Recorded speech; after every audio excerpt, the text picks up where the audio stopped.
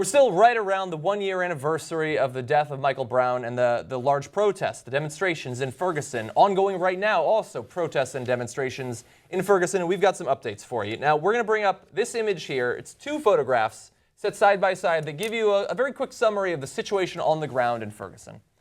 You're seeing there on the left an 18-year-old girl, originally reported to be 12. It turned out that she was 18, but she's like the smallest human being I've ever seen, being held by a gigantic cop in riot gear with weapons. She was apparently so much of a disturbance and a threat that they had to arrest her. But that guy right there, one of many Oath Keepers and other militia members walking around with camouflage and bulletproof vests and assault rifles, and they apparently are just chatting it up with the cops. Yes. Many of them former cops. So despite the fact that they have traveled to that area, and I'm going to make the prediction that seems fairly safe that this is not going to end well.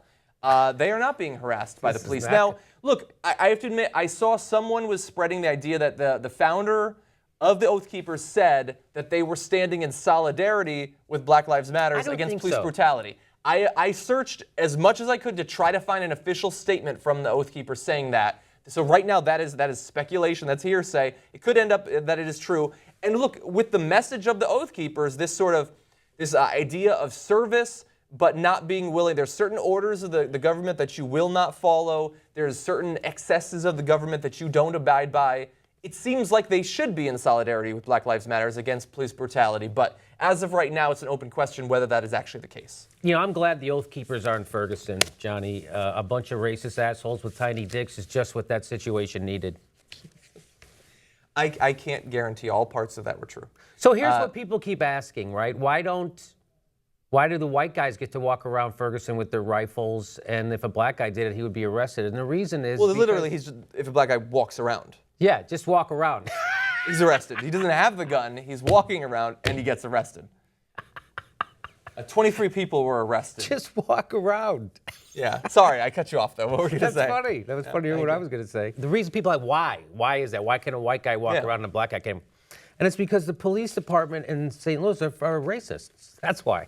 That's a very easy answer. And I thought we figured this out, right? The Justice Department did an investigation, and they figured this out. They knew there was just systematic racism. And this isn't like a close call. This is, for lack of a better term, black and white. The whole police department should have been disbanded, just like the police department that Darren Wilson was on that was disbanded before he went to the racist Ferguson Police Department. Yeah. I don't understand what the Justice Department is, what they're waiting for, but if there was ever a situation when the entire police department needed to be disbanded, this is it. By the way, is that police chief still the same police chief? In Ferguson? Yeah. No, not from the original, not from when the whole situation because started. Because that guy was caught lying. I caught him lying on the Jimmy Dore Show many times to reporters. Plus, he oversaw something that was revealed to be a top-to-bottom racist organization. How could you keep... So he's gone? Yeah. All right. I believe so. Don't quote me on that. But I believe it happened actually during the protest, but I could be wrong about that. So why... here's my other question.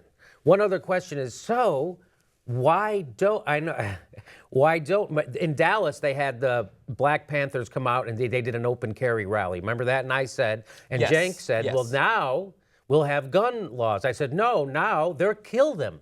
That's what they're not going to. Which thankfully did not happen. Because that was the last thing they did. Yeah, you don't see it very often. So why don't they go to Ferguson? Where are those guys? Why don't we test this theory? Why don't we have black guys walking down the street in Ferguson with assault weapons? Why don't this is what I really want to see. I assume probably because it seems fairly obvious that they'll get killed, right? Possibly. That there could be that. There could be a difficulty in getting permits and things like that. Suspiciously, some groups might have a harder time getting permits to demonstrate than others. But also, there are just far less adult African Americans who own guns, let alone assault rifles, or are interested in open carry. There are groups that are, right, certainly, but it's rarer. So all you have to do, I would like to see it, but I am worried about what would happen. I don't know what would happen right now in Ferguson if there was an organized group of African-American gun rights supporters who were doing open carry. Maybe the Oath Keepers would support them. I have a hard time believing that. It's possible. So what do you think the Oath Keepers are doing there? Now, do you think they're there to protect the people or the property owners The business owners Maybe. from We the, saw some from of that the last year. looting and from the protesters, or are they actually there to stop the over-militarization of the police? I mean, they have said be. the former, and now we're hearing allegations that they also believe the latter. The one guy who was in charge, Page, the officer from St. Louis, who they found that video of him saying all that crazy racist stuff. He was in this organization, and they had to get rid of him last year. So why would these people who we know now, a lot of racism happening inside this organization, why would they want to come to Ferguson and protect those people? Seems like a bad idea. So it seems like I'm not getting the full story. Yeah, well, look, we're not the only ones who think it's a bad idea. St. Louis County Police Chief John Belmar described their presence as both unnecessary and inflammatory, which that might provide evidence that they are actually standing as a check against the police if the police are against them. But again, arrest them, I don't know for sure. Why don't you arrest them then for interfering with the happen. work with an officer like they do everybody else? Yeah. Right? Why don't you? Like the journalists, which Why don't you just wait for them to go get a sandwich at the McDonald's and arrest them? Yeah. Go we'll get to that in just a second. Okay, I'm sorry. But we do also know this is look. I have at this point a very low bar for being accepting the behavior of the police. I mean, certainly they're gassing people and they're arresting people, but I haven't yet seen video footage like we saw with the one cop walking at night and like putting his gun right in the face of protesters and saying, "I will fucking shoot you." We haven't seen that, and so I'm very satisfied with how the police are acting. And also, the city of Ferguson, Missouri is being forced by the Obama administration to return 2 military vehicles that it obtained from the Pentagon amid widespread concern and criticism on the deployment of American streets of equipment intended for war zones. But so there were 2 of these Humvees that they were forced back in June to return, this sort of surplus military equipment that's being spread to police departments around the country. They had gotten 2 additional ones through some other program. Now they're being forced to give those back. However, they are likely to go to a different police department in Missouri, and the Ferguson Police Department is not being taken out of consideration in the future for that program. For all we know, next year they can apply and receive Humvees. So it is a small bit of change, 5% change, as Cenk would say, but not much change. I'll try to put a silver lining on this and say that at least what we have learned from all this is that police departments aren't full of bad apples, that they're corrupt, right, from top to bottom, lots of them, that they're corrupt training, there's corrupt cultures and stuff. We're learning about the culture of policing in America because of all this happening. So that's the silver lining. Nobody thinks that cops are the good guys anymore, or a lot of people are changing their minds, finally. Maybe it's the vocal minority who are finally realizing that police aren't the good guy in most situations. In fact, they act just like criminals. They cover up criminal behavior for their friends. They'll lie about their own criminal behavior. That most people who are drawn to that profession aren't drawn to help their society. It's for other psychological reasons, and even if it was a good reason that they joined the police force, the culture makes them change or leave. Yeah. So we have a problem with every police force in America, with the idea of policing and the over-militarization. So at least we're becoming aware of it now. So there's the silver lining. We haven't really done anything about it. We'll see. Yeah.